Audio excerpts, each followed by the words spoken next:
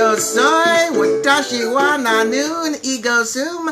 I am Chris, and this is Chris in English. And today I want to know, how do you choose the leaders of your country? Right now, the United States, we're in the middle of an election season, and today is the first presidential debate. This is a combination of the World Cup and the Super Bowl and the Oscars all put together. Mr. Bruno, good to see you, sir. Hey, happy Tuesday. I hope you're doing well.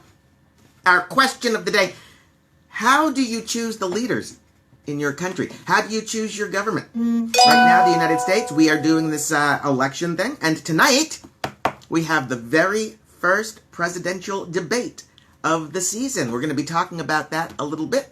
Thank you, Mr. Bruno. Thank you much. I hope you're well. I hope you're healthy. I hope you're safe. I hope you're active. What's up with you? Are you doing anything fun or exciting? Yesterday, I went to the wild animal park with my family. Keep an eye on Instagram. You'll see some pictures of the trip later on today. But I had a great day at the wild animal park. My family was visiting from Arizona. Very special thanks to my friend Becca, who was able to help me get some tickets. It was a great time.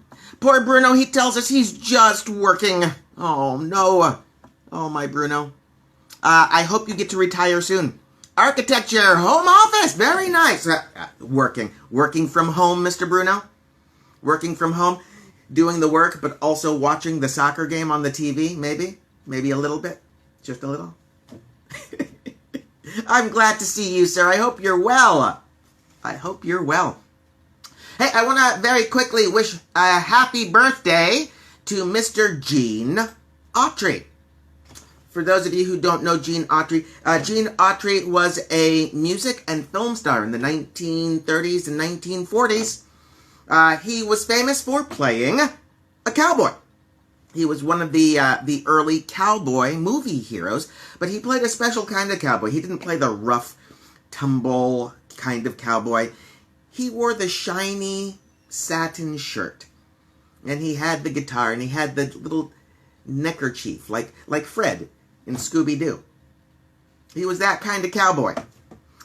He was called a singing cowboy because in the movies he would do cowboy stuff, and he would also play his guitar and sing. He had many famous songs. One of the most famous was Back in the Saddle Again. I'm back in the saddle again, back where a friend is a friend. Yeah, Back in the Saddle Again. Gene Autry. It was a hit song. It was a hit song. But you know Gene Autry's most famous, most popular song. He's had many famous and popular songs. But there's a song that Gene Autry did that even my students from other countries all over the world, you know this song.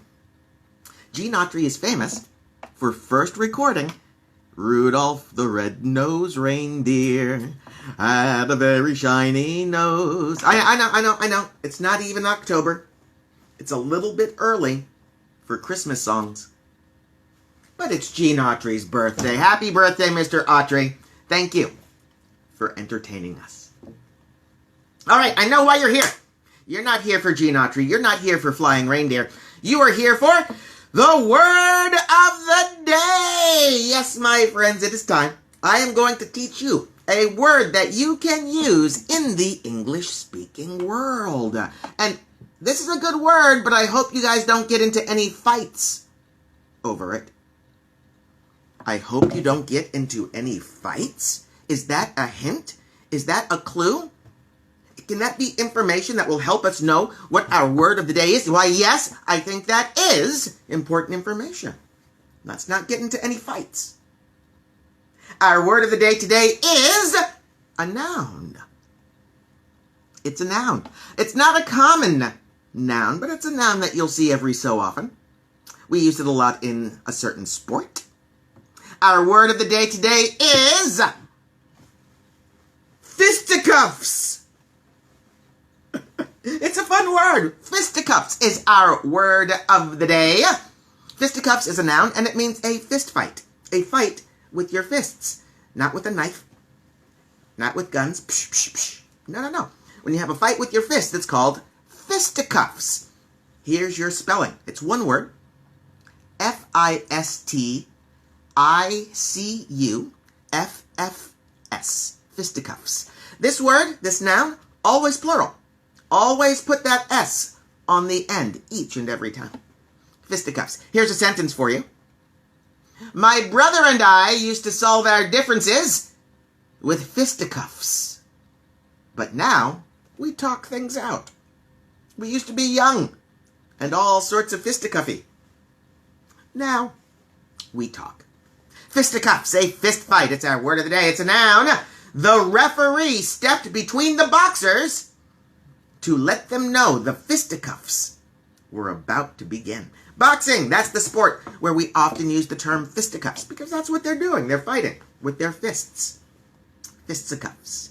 Now it's your turn. Do you have a sentence using our word of the day, fisticuffs? If you do, please write it right here. See where I'm pointing? See that comment section right there? Yeah, if you write a comment right there, I'll read it to the world. You will be internet famous. Write your sentence. Fisticuffs. If you want to learn more about Gene Autry, singing cowboys, and lots of other interesting information, if you want to learn more words of the day, please go to the website, ChrisinEnglish.com. You'll find a new word of the day every day. And in our reading section, you'll find 4 different topics every day, 4 interesting things you can read about to practice your English reading skill. ChrisinEnglish.com. Please check it out. On with the show. Oh my goodness, tonight's a special night here in the United States. Our question of the day today, how do you choose your government? In the United States, we choose our government through election, through democratic election. Technically, we're a democratic republic, but we still get to vote, at least directly, indirectly, for our president. Tonight is the presidential debate. This is the time when the major contestants for the presidency appear on stage together, and they talk about the important topics in the election. We call this a presidential debate, although it's not technically a debate. A real debate is when you have a proposition and someone presents an argument in support of the proposition, someone then gives a counter-argument, and they go back and forth, argument and counter-argument, hopefully finding truth, or at least successfully persuading listeners. That's a real debate. Tonight, what we're really going to see are 2 people talking about 6 issues. But the debate is an event, and every event must have a story. So what is the story that the media is creating around tonight's debate? Here you go. Here's the story. Dun-dun-dun-dun. Vice President Joe Biden. 1 second, let me say hi, Aya. Good to see you. I hope you're doing well this terrific Tuesday. Send more writing, Aya. Send more writing. Unless you already took your test. In which case, tell me how you did on your test. Here's the story about tonight's debate. Here's the story that they're turning this debate into. Dun-dun-dun-dun.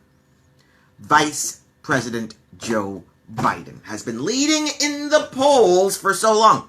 He's leading in the national polls. He's leading in the swing state polls. In fact, he's even been leading Donald Trump in the polls since before he even announced for the presidency. The president, however, has been claiming that Joe Biden is not all there mentally, that he's a little bit too mentally old to be president. Fisticuffs is the word of the day. Very good, Mr. Bruno. That's our word of the day. Fisticuffs, a fist fight. A debate is not fisticuffs. I'm so glad that this was the word of the day today, because it's not fisticuffs. President Trump has been trying to make people believe that Vice President Joe Biden is not quite mentally there. So, Joe Biden's job tonight, don't make any mistakes. He's ahead. He's leading. His job, don't make any mistakes. However, Vice President Joe Biden is famous for making mistakes. Ooh, this is going to be a good story. But what about the other side? Dun-dun-dun-dun.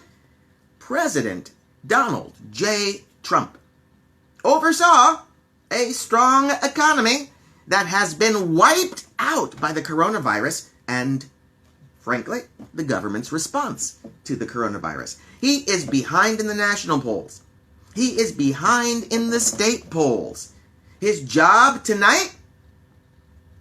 A fresh start.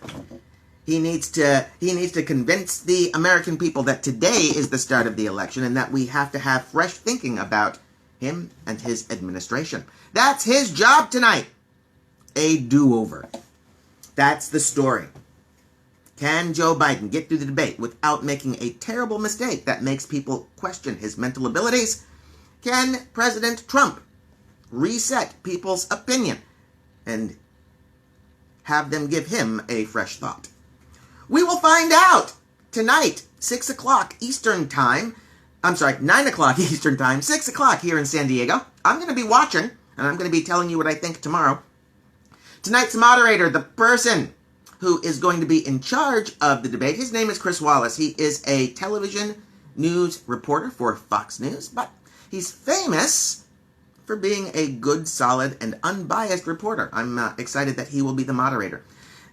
There are supposed to be 6 topics of conversation in the debate tonight. There's supposed to be 6. Here's what they are. The Trump and Biden records. How did they do as leaders? How did Vice President Biden do as vice president, as a senator? How has President Trump done as president? The Supreme Court is going to be something that they talk about tonight, mostly because this past weekend, President Trump nominated Amy Coney Barrett as a Supreme Court justice. Another topic tonight will, of course, be COVID-19 and the government's response in the past and what the government's response going into the future should be. We will, of course, talk about the economy, and the president will be happy with this one because it's true. He oversaw a strong economy. It's not so strong now. So, what direction will that go? Tonight, they will also be talking about race and violence in our cities. I'm sure you guys are aware that there are a lot of protests going on in the United States right now concerning race and police violence. Also, concerning rioting and violent protests, depending on what side of the argument you're on. They will be talking about that tonight during the debate. And they'll also be talking about the integrity of the elections. Are our elections safe? Are they fair? And will they be honest? COVID-19 is causing a lot of us to vote by mail instead of in person. Some people are claiming that's going to cause a lot of cheating in the election. Those are the 6 topics that were scheduled to be discussed at the debate tonight, but there's one more that will be discussed. Something that happened this last weekend. Nobody anticipated it. Turns out the president may not have been paying his fair share of taxes for the last 15 years. It looks like in 2 of the last 4 years, he's paid $750 in taxes. A billionaire paying $750 in taxes? That's less than I paid in taxes, Mr. President.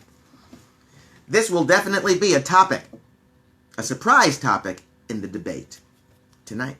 I'm going to be watching the debate. It's going to be very interesting for me. I'm a political watcher. I like elections, so I'll be watching with popcorn. If you watch, if you have any questions whatsoever, please let me know. You can wait until tomorrow. You can send me an email, chris@ChrisinEnglish.com. You can send a comment here to Instagram. I'll see it. If you have questions about the debate or anything about the election, please let me know. I'm here to help. We got one more thing to do this morning, and that's to talk about our set phrases. Last week, we were talking about collocations, words that commonly go together. Today, we're talking about set phrases, common expressions that we use to talk about common things, but we can't replace the vocabulary. Set phrases are set because the vocabulary in the phrase is always the same. Today, we're going to talk about set phrases for 2 situations.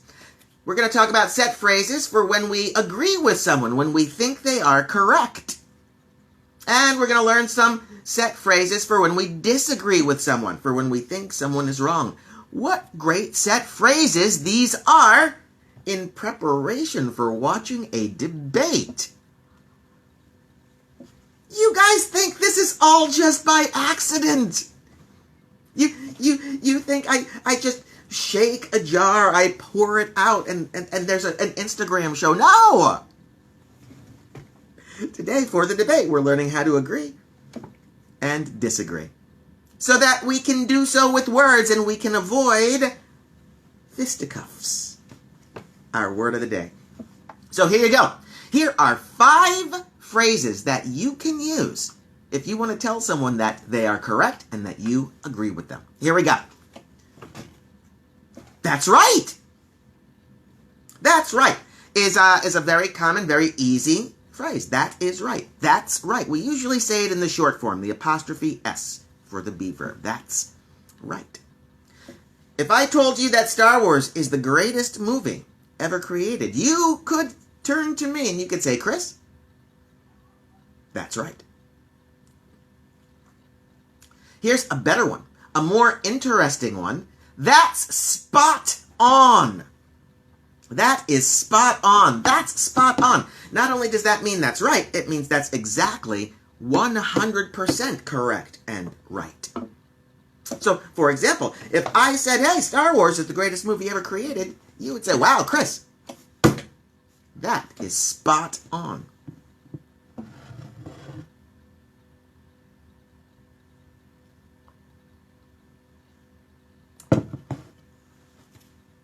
You've hit the nail on the head.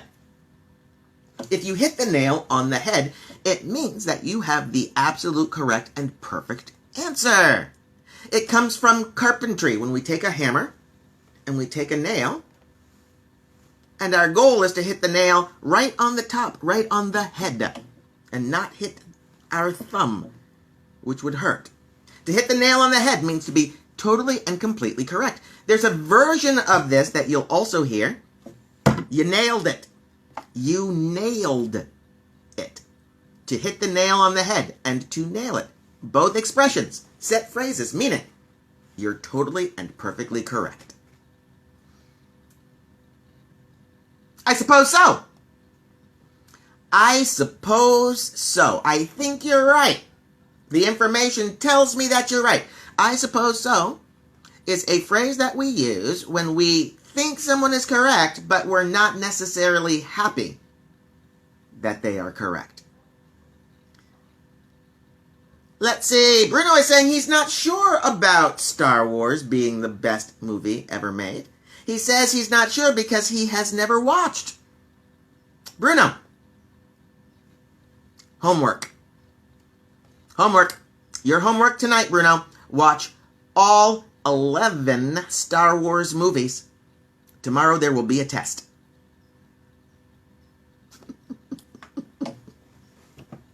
Never seen Star Wars. You were in my class. I didn't show you Star Wars. I was a bad teacher if I didn't show you Star Wars. Come back, Bruno. Come back. We'll learn some English. We'll eat some tacos, and we'll watch some Star Wars.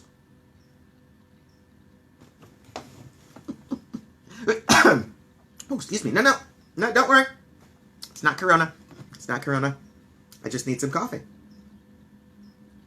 And it's delicious coffee, too. One more for agreement. Another phrase we can use when we want to say that we think someone is right. I'm afraid you're right. I'm afraid you're right. We use this phrase when we want to agree with someone, but we're really sad and disappointed that it's true. It's going to rain this weekend. I'm afraid you're right. The party has been canceled. I'm afraid you're right. Titanic made more money than Star Wars. I'm afraid you're right. These are phrases, set phrases that we can use when we want to agree with someone, when we want to tell them that we think they are correct. Great phrases for when you're watching a presidential debate. But what about if you don't agree? What if you disagree? What if you don't think the person is correct? Here are some phrases that you can use to say that someone is wrong.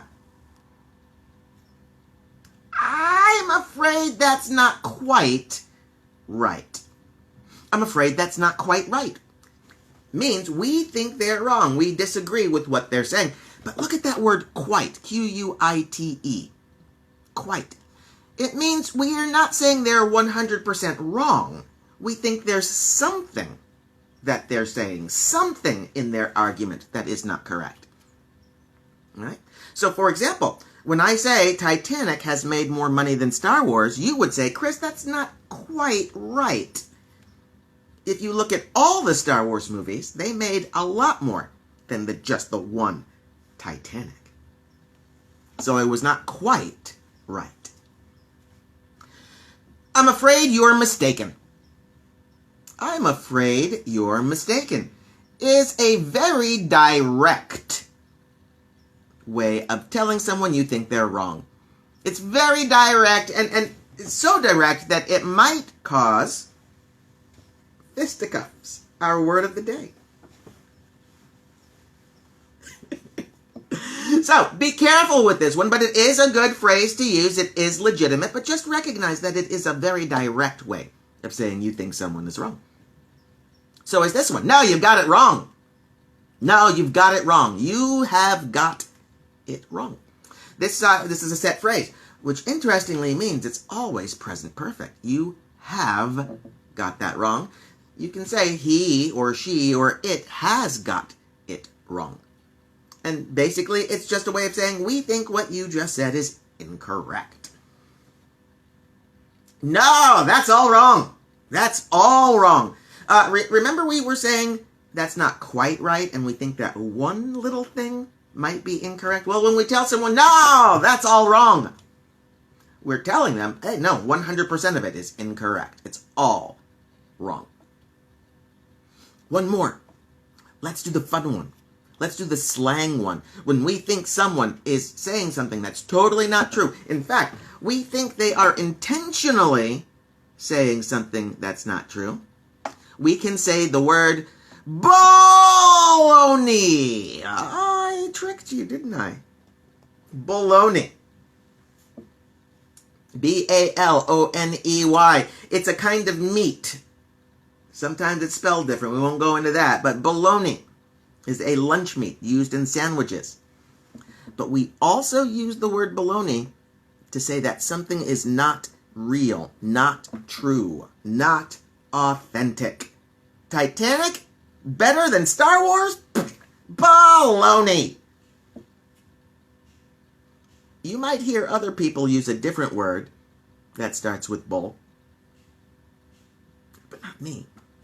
I'm a good teacher. Oh, my friends. Is that it? Is that what we've got for today? Does anyone have any questions for me? You know I love the questions. When I grow up, I want to be a question. You can ask questions about vocabulary, about the debate, about grammar. If you don't want to ask your question now, you can leave a comment for later. This is the part where I just look at you guys for a while. You know how that works, right? No? All right, my friends. Please, take a moment. Look at some of the debates tonight. See what you think. It's going to be 90 minutes of excitement. Who knows? Maybe there will be some fisticuffs. You never can tell in today's political climate. Our word of the day today was fisticuffs. Senderi, good to see you. You got here right in time to learn our phrase of the day. Oh, Bruno, I would love to play some Kahoot with you, but I don't have the big screen.